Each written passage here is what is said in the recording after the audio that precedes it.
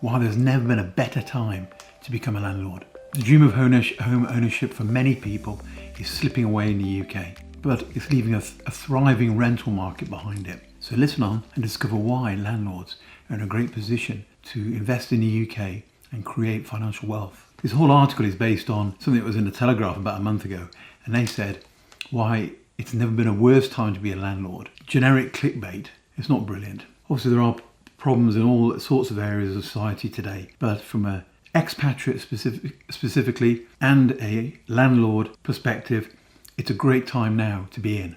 So I'm going to go through what the key points are as to why that is. Let's look at the housing market landscape.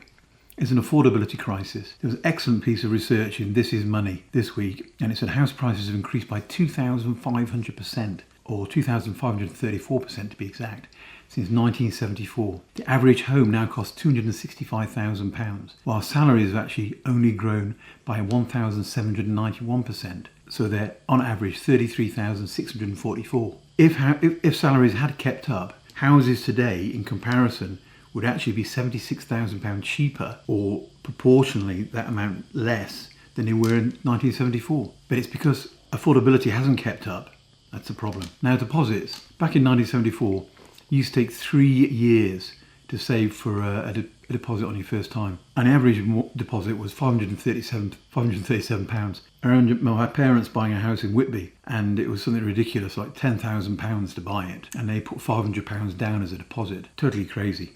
Nowadays, the average deposit is £58,303. That's a 10,500% increase. Extraordinary. And the amount of time it takes to save for a deposit for a normal average earner who's on £33,000 or more, and we're talking about a couple, so £66,000 worth of income, 11 years. Okay? 11 years now, compared to what it was in 1974. So that means those people can't move out and buy their property, so they're either living with a mum and dad, they're either sharing, but they're certainly renting and paying a bit of rent to someone. Delayed home ownership. First time buyers in 1974, on average age was 26. Today it's 33. And I think a lot of people even don't leave then. More couples live in rental accommodation now. There's stagnant wage growth. It's not going up as quickly as it was. Okay, the figures I talked about last week in the market wrap.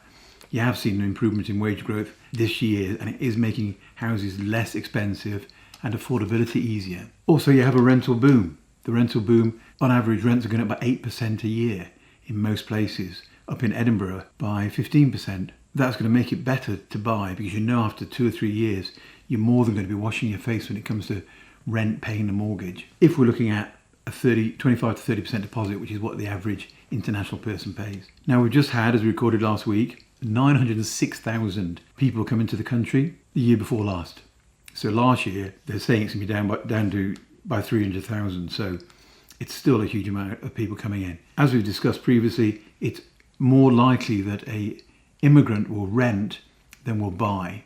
They normally go into rental accommodation, which is using up the rental accommodation, which means that the existing people who are in the country can't get into that, which means they have to have a move, or they have to go into a more expensive accommodation. But either way, it's reducing the number of rental accommodations available. We also discussed the housing shortfall, the missing 4.3 million homes. I mean, where are they? And this week, the housing minister, I think as I recorded last week, has said it's going to be more difficult to hit that target than we thought it was going to be. There's still going to be a housing shortage going forward. Other positive things, interest rates, they are falling. Inflation in the 1970s was 16%. Nowadays, we've got inflation at 3%, and we've got interest rates at half what they were in the 1970s. So interest rates now are falling. We should see a 1% fall over the next year. Another positive thing for landlords. Current valuations, according to Zoopla, houses are undervalued by recent standards compared to what they were in, say, 2008, 2011, and prior to that. So they are undervalued. Why is it a good time to be in the market then? Why is it a good time to be a landlord? There's great locations, the Northwest, Manchester and upwards, Birmingham, the Midlands, Nottingham, they're all benefiting from a huge amount of infrastructure investment. They're great places to be. Savills this week came out with their most recent report, and they expect the Northwest to go up by 29% over the next 5 years. They expect Birmingham to go up by 27%.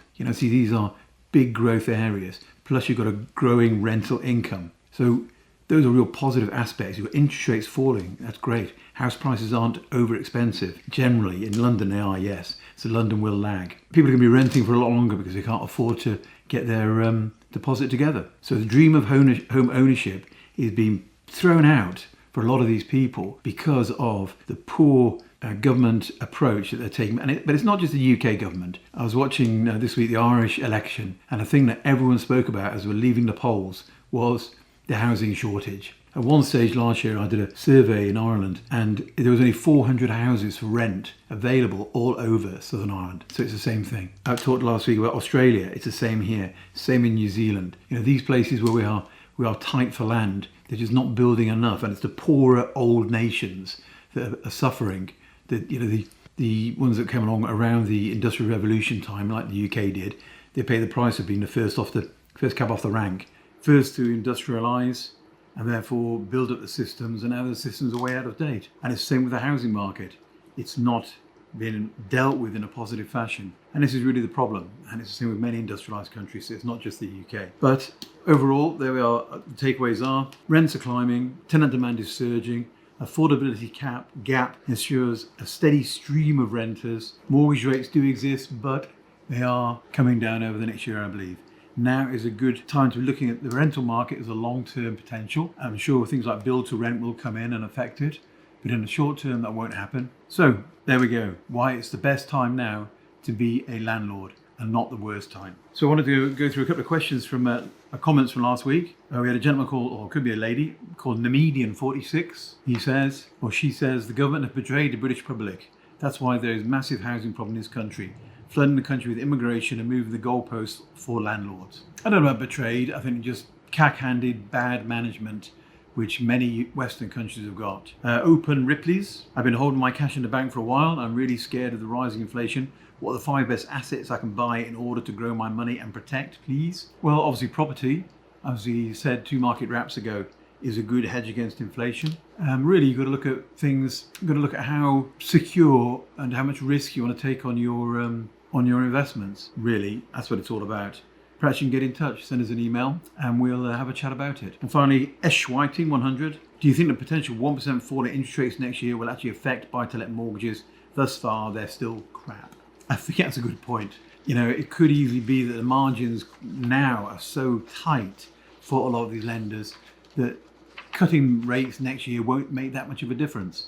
And I think there's every chance of that. That's a good point. Hopefully it will come down a little bit. Fixed rates and 2-year fix, 5-year fix at the moment are very close, about 4.6, 4.8%. If it comes back down, perhaps we're looking at 4.5, 4.2, 4.3, which is still great. So finally, high costs. Yes, costs are rising, but this reduces competition, drives up rental demand and yields for those who remain in the market. So things are getting more expensive for people. Secondly, legislation changes, a big thing. Yes, reforms are quite frightening at times, and you wonder how will it all work. But listen to people down the pub who say it's terrible, get out of it. It's not true. As long as you comply with the changes, you'll get a better rent. And as I always say, you get the sort of tenant for the property you purchase. If you buy an old rubbishy house, you'll get potentially rubbishy clients. So therefore, invest in what you want to get. If you want to know more, now please, we can help at APW. Do get in touch. Always helps you make decisions, and that's all we're here to do, is help you make decisions. You make money, and hopefully we can make some as well. Thank you very much. Do take care. Cheerio.